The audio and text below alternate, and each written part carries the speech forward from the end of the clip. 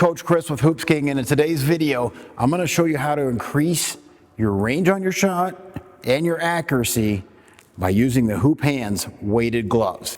So let's take a look here. So what we're going to do is, I'm just going to work on form shooting. Now, a lot of people ask about the Hoop Handz gloves. Can you shoot with them? Well, yes, you can, but I recommend about 5 feet and in is all that you really want to shoot with them. You don't want to mess your shot up by going out and jacking up threes with the gloves on. The gloves weigh over 3 pounds per pair, so they are heavy. You know, they're better for dribbling, passing, rebounding drills. You know, you can do those unlimited. You can do any dribbling drills, passing drills, rebounding drills you want with the gloves. But when it comes to shooting, you should tone it back a bit and keep it in close. But I'm still going to be shooting and getting reps up and doing the motion of shooting. I'm just going to be using less legs. It's going to be more working my upper body, obviously, since I'm in closer to the hoop. So I'm going to develop the muscles of my shooting, wrist, hand, arm, fingers, by doing these form shooting drills, and that's going to increase my range by strengthening those muscles, and then the ball's just going to feel a lot lighter too when I take the gloves off. So that's kind of a psychological aspect of it. Once you use the ball, dribble, pass, shoot, rebound, whatever, with the gloves on, then you take the gloves off, the ball seems so light and you're in so much more control of it. So that's the psychological aspect. The physical aspect is you're actually going to get stronger fingers, wrists, and forearms, and even some shoulder by using the gloves. So let's start the workout. Okay, so I think a really good form shooting workout is to start in close, obviously, and I like to start with bank shots right on the block. And I think bank shots are a really good one because kids don't shoot them much anymore, and two, you really have to work on your arc, because what we want to do is we want the ball coming down as it hits the glass and banks in.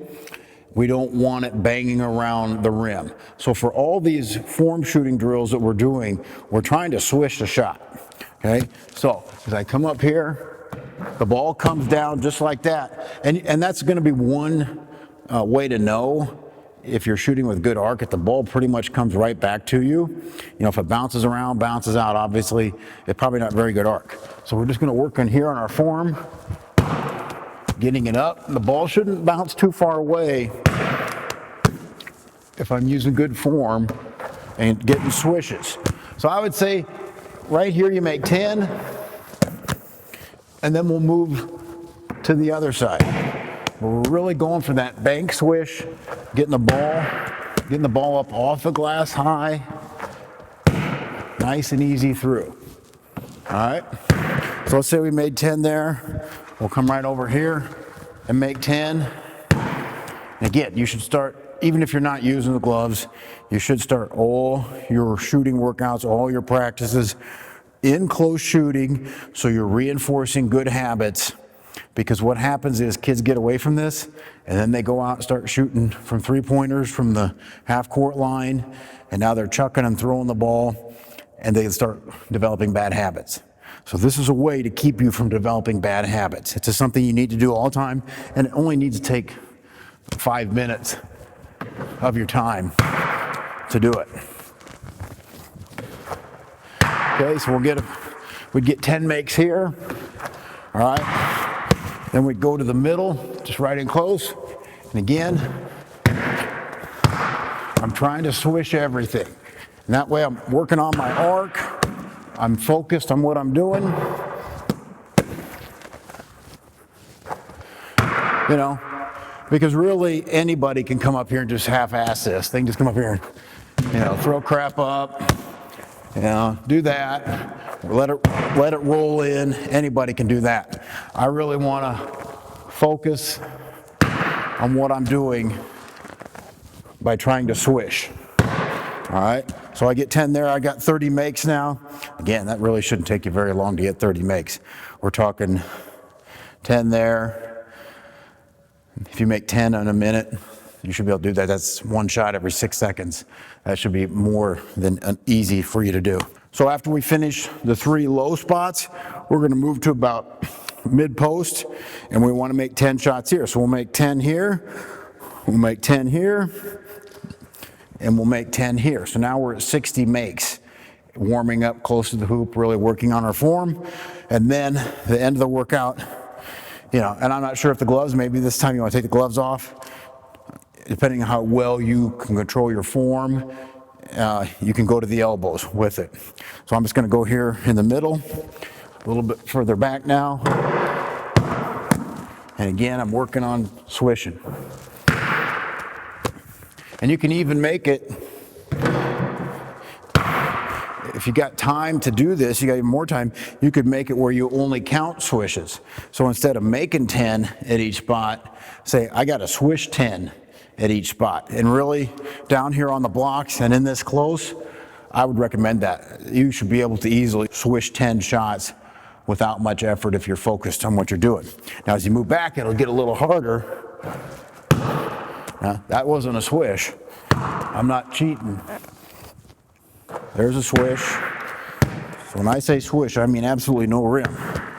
So I'm really working on getting that arc up. So that's a great form shooting workout.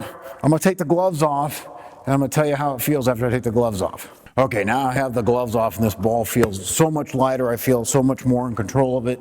So now you just come down here and shoot. You can really feel the difference. The ball feels like it's a feather. It feels almost weightless, and it's just really easy. So again, that's the psychological benefit of it. Yes, my muscles, my hands and my arms and forearms are getting stronger, but it also gives me more confidence than when I have the ball. I already feel like my range is probably further out just because the ball feels so much lighter. And again, that's just a psychological effect of using it. It's going to be the same way when you dribble or pass the basketball now. This thing's going to feel so much lighter. I'm going to have more force and power behind it psychologically, and then physically, yeah, my arms, my muscles in my arms, fingers and hands and wrists are actually all getting stronger, and I will throw harder passes, and I will dribble the basketball harder with the hoop hands. But that's a great form shooting workout. Again, 10, 10, 10, 10, 10, 10, that's 60 within about 5 feet. And then if you want to finish up, I'd go elbow, elbow, free throw line. That'd give you a good 90. You want to round it off to a nice 100, come right back in here, finish with 10 close.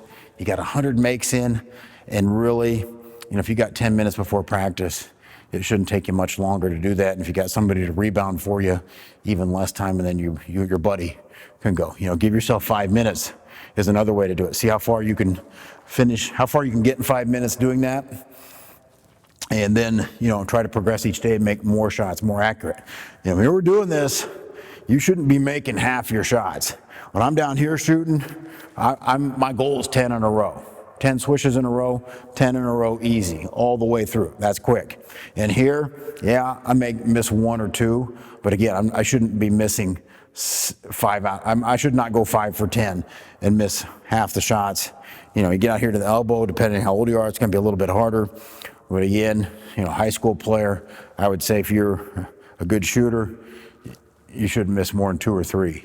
There, you know, 70, 80% from the elbow on a warm-up, if you're focused. So that's the form shooting workout. Use your hoop hands to get even stronger, hands, wrists, and arms with the basketball. But make sure you're doing this, guys. Make sure you're not just somebody who's developing bad habits of jacking up shots from the three-point line and beyond.